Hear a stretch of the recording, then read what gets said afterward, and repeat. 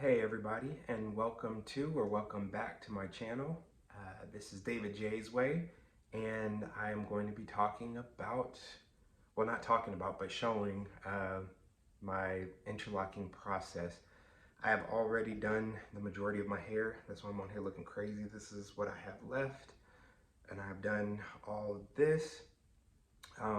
As I've mentioned in previous videos, I did not, when I put in my locks myself, I did not put any type of specific grid pattern or anything like that. I wasn't worried about parts being perfect.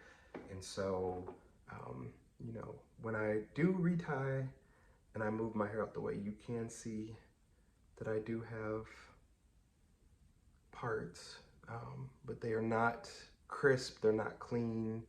Some are diamond looking, some are oval, probably shaped, some are, yeah, see we got a little zigzag on there, I like that. Add some character. I don't know if it attributes to it or not, but I'm not one who likes the scalpy look, and those that do like the scalpy look, more power to you.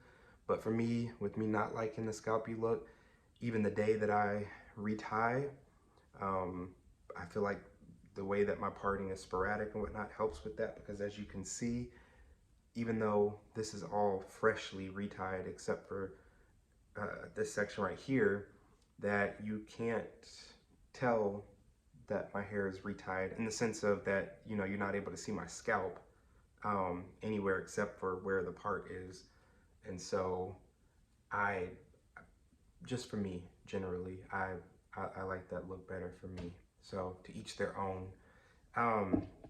As I've mentioned in videos before, I do 4-point rotation or 3-point, depending on how long my hair has grown. I don't know why that wet spot's there.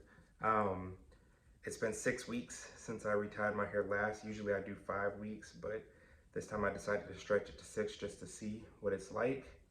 And I don't know how I feel yet. I might do it another 6 weeks just to see again. I feel like this time I had more loose hairs outside of the lock, probably due to the extra week of going without doing it. So going forward, I might, oh, this is the interlocking tool that I use. It's just, I got them off of Amazon, but you can get them from Walmart or anywhere that has these, not threading needles, whatever they're called, knitting needles, I guess. But it was longer. I cut it in half, and then I took a knife and whittled down the end to make it sharper. I've seen people use a lighter to do that, so however works for you. And then I don't use clips, although I probably should, but I just put my hair in 2 ponytails, and then I go from there. And then from there I make a little loop in my hair, loop it through the thing, and then from there I start doing my rotations. And because I'm trying to do like a side part, so the rest of this will go this way, then that's why I'm doing it from there. So yeah, there's that. And then I do not recommend doing anything the way that I'm doing. This is just the way that I do. So that's what I do. And as you can see, I feel like there's some, I don't know, that way. And I can't see what I'm showing you, so hopefully you can see something. Right, this is the 3rd one, 4. And as I've mentioned before, like I said, it just depends on how much new growth there is, and if I feel like it is in a place that it can do 4 rotations or 3.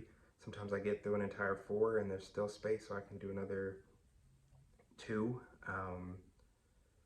So I don't know if that's considered, I guess that's a 2. So honestly, I do whatever amount of rotations my hair will allow me to do, to where it's not too tight, is what I do. So I'm gonna keep this video short. I'll show you one more time, and then I'm gonna finish the rest off camera. But just to give you an idea of what I do, again, I thread it through, then I start doing my rotations. Again, A lot of people use clips. I don't, just because I don't feel like having to move the clips. So I just use my fingers to feel, and I've done this enough times, especially because I've done it throughout the whole back of my head. So I figure if I can do the back of my head, I can do the front as well. But anyways, I feel to make sure that it's not getting any other locks, and regardless, you're still gonna catch other locks sometimes. Even when you use clips, you're still gonna catch other locks at times. So clips do not prevent you from mirroring locks necessarily. I think what prevents you from mirroring locks or joining locks is being, I won't say going slow, but just being careful, and realizing that sometimes it happens. I've heard a lot of people say, you know, don't, if you get tired, then you should stop before you make mistakes, and probably not bad advice. You know, if you feel yourself, I don't know what I'm doing in terms of my parting. I might decide to go with the middle part later, but for now, this is how we're going. But yeah, that is what I do. That is my process. And then once I'm done, see what I love about interlocking, I've had a few sets of traditional locks already, as I've mentioned in previous videos, and what I love about interlocking is that literally after I'm done with this in a few minutes, I am going to take my dog out and go jogging, and I don't have to worry about my hair unraveling. I don't have to worry about it getting frizzy, I guess. It's already frizzy. Yeah, because my hair is just, it's already, I'm not used to talking and doing this. I'm like, ooh, I forgot what direction I'm going in. I don't have to worry about my hair getting frizzier or coming undone. It's just going to stay like this until it grows out in a couple of weeks. Whereas with traditional locks, especially when they're shorter, at this length, they're shorter, and you're not able to throw it up in a ponytail or anything like that. You know, when you exercise, if you've done it after you've retwisted your hair, you're gonna experience unraveling. Unless you tie it down real tight with a do-rag or a stocking cap or something to prevent that. Obviously, as your locks get longer and you're able to pull them back, then you can kind of combat some of the unraveling by pulling it back and then, you know, just waiting until your hair is dry before you take it out of the ponytail. But then I guess some people might say that that's unsanitary because then your sweat is drying up in there and can cause mildew. So I don't know. I didn't ever have any mildew issues in my locks, but that is how I would keep my locks from, my display always going off. I need to set the thing longer. But that is how I would keep my locks from doing the most. So yeah, that is pretty much it. I'm gonna finish the rest of this off camera, but if you have any questions, please leave them below. Thank you all who have been engaging and have been watching the videos. I really appreciate it. As always, please like, comment, and subscribe. And yeah, let's keep going on this lock journey together. I will see you all in the next video. Bye.